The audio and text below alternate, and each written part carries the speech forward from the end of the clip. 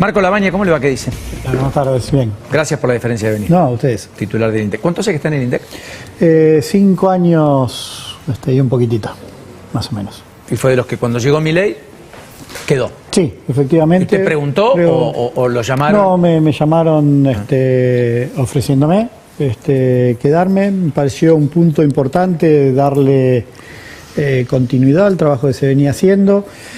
Más viniendo, yo si se quiere, mismo con el gobierno anterior, donde yo había sido designado no como parte de la fuerza política que había ganado la elección, sino yo venía de un partido político distinto al del presidente Fernández. Ya ahí había habido... Bueno, el Frente Renovador era parte de la coalición. Igual. Bueno, acuérdense que yo en ese momento voy en las elecciones que se presenta mi padre, que obviamente no 2019. 2019, ahí el Frente Renovador se une al Frente de Todos. Yo había quedado con mi padre. Entonces ahí es donde Alberto Fernández me propone, lo cual me pareció en ese momento una buena señal de poner al frente del instituto, y por eso acepté a alguien que no necesariamente venía de su espacio político.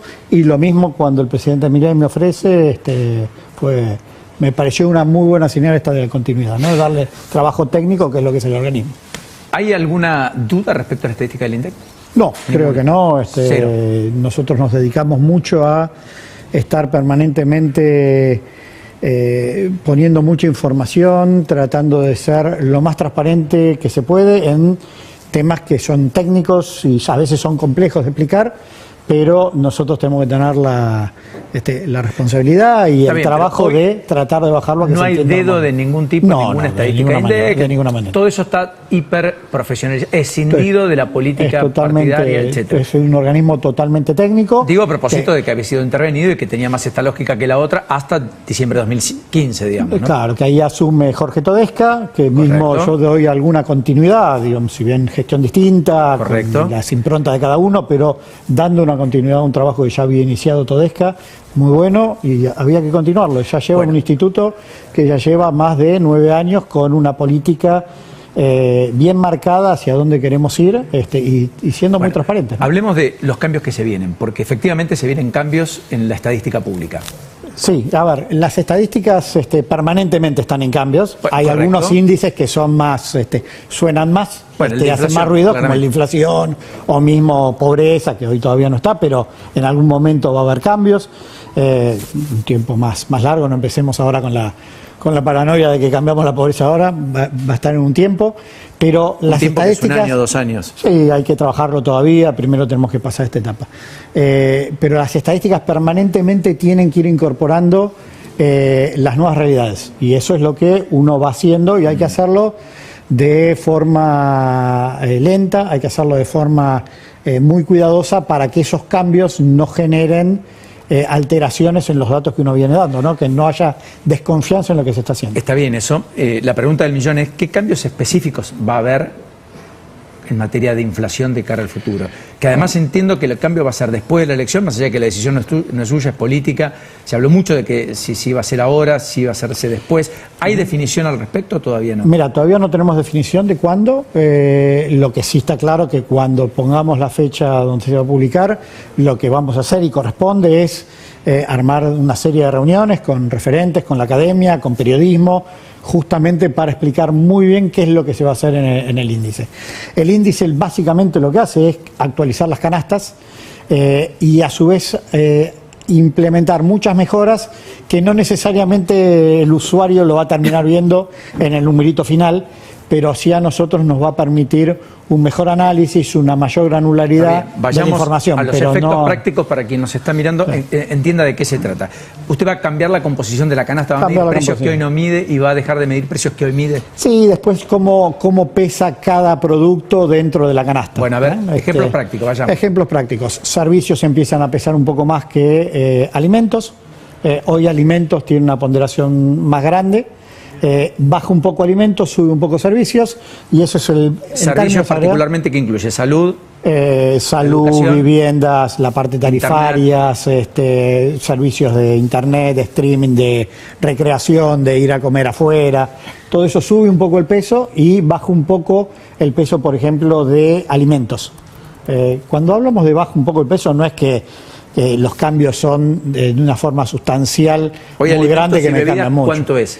Y no me acuerdo los porcentajes exactos, pero estarán en el 46, 47%. ¿Y a cuánto va a quedar? Y pasará a 44, 45. O sea, apenas. Total. La parte de bienes, perdón.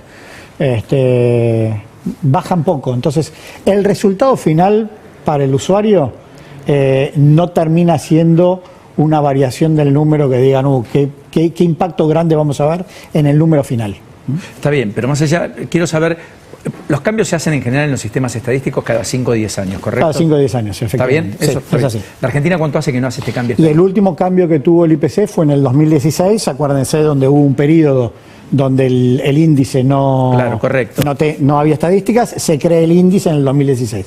Que en ese momento Con se base hace... del 2005. Claro, se agarra una encuesta de gasto de los hogares, que es como se hace en los ponderadores, y se la lleva, con métodos estadísticos, se la actualiza al 2016.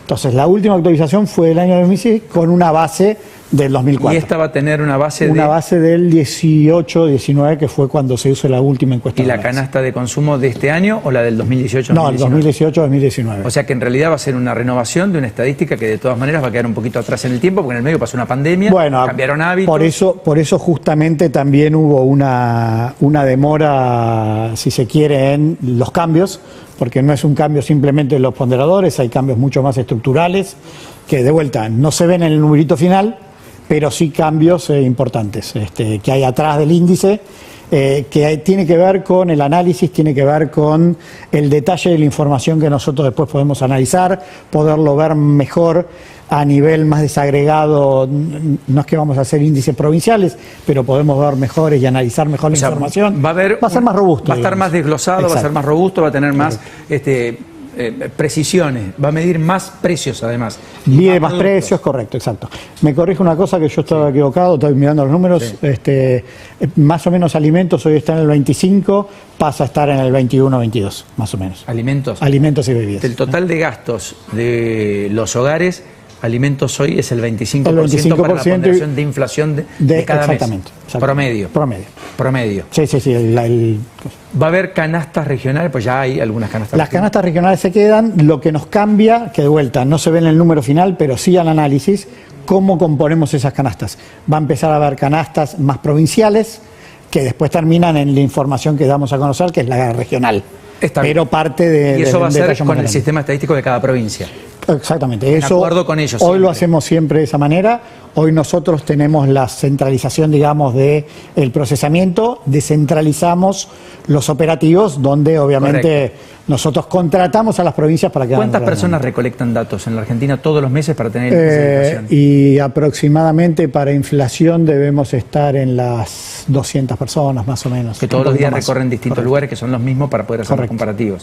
Hay algunos que dependen directamente del instituto, del INDEC, y hay otros que dependen de las direcciones provinciales, que el INDEC subcontrata o los contrata a ellos para... Estamos a 2 días de que cierre abril. ¿Hasta acá la inflación es mayor o menor que la de marzo? Veremos cuando salga el número. ¿Usted tiene corte semanal? Sí, desde ya, no los puedo adelantar. ¿El presidente lo sabe?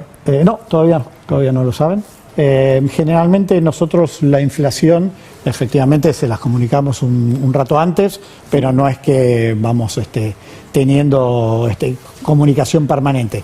Sí, nosotros hacemos cortes que ni siquiera son cortes definitivos para nosotros mismos. Si vos me preguntás cuánto está la inflación hoy hasta ahora, no te la sé decir en exactitud porque nosotros vamos haciendo cortes parciales que nos sirven más para el análisis más que para el dato de si viene subiendo o viene bajando. A nosotros, en definitiva, lo que nos importa es poder reflejar el mes de la mejor forma, no en el día a día, si viene más alto o más bajo, ¿no? Buscamos darle la robustez y el dato exacto a la inflación. Correcto. Bueno, lo último, Marco Lavagna, que me es importante. Se lo voy a preguntar una única vez y usted es dueño de su respuesta. La sostenibilidad del programa económico, ¿es lo que el equipo económico dice o usted tiene algunos asteriscos como economista? A ver, ustedes saben que yo desde que entré al instituto, yo me dedico a hacer estadísticas y no a brindar opiniones sobre cómo me parece, porque esto tiene que ver justamente con la independencia que nosotros tenemos como instituto. Si yo me pongo a opinar a favor o en contra de algo o de alguna Está bien, política, básicamente lo que estoy haciendo es comprometiendo la regulación técnica y la independencia que tiene que tener el instituto. Por eso no lo hago. 1.200 empleados tiene el INDEC hoy, más o menos. 1.250 empleados más o menos. Cuando usted llegó, ¿cuántos tenía? Y teníamos 1.500 personas más o menos. ¿Terminó todo el proceso de reestructuración, etcétera? En realidad nosotros atravesamos el proceso del censo y cuando asume el presidente Milei, que vienen los cambios en estructuras, nosotros estábamos ya con una situación muy ordenada, con lo cual no es que tuvimos particularmente un recorte de gente, sí desde ya se fue yendo gente o eso que no hemos renovado tanto. O ha habido algunas más reclamos más salariales, pero no necesariamente de que hayamos tenido que despedir a gente, porque eso no lo hicimos. Marco Labaña, gracias, muy generoso. Gracias a ustedes. Hasta la próxima.